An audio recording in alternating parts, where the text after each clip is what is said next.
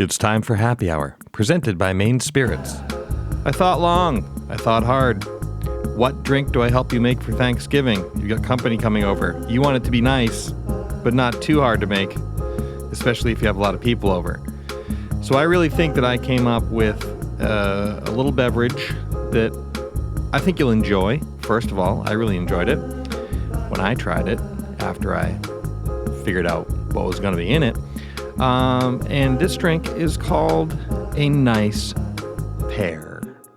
Here's what we're going to need. A shaker, a strainer, a microplane, and a martini glass. Ingredients: Tito's vodka, Reagan's No. 6 bitters, pear nectar, lime juice, and cinnamon sticks. So let's build this drink. In a shaker full of ice, pour 2 ounces of Tito's vodka, 1 ounce of pear nectar, and 2 dashes of orange bitters, Reagan's orange bitters to be specific, and 1 dash of fresh lime juice. Now shake the hell out of it and then strain it into a martini glass. Now take your cinnamon stick and your microplane and just shave some fresh cinnamon on top of that. Now let's have a sip.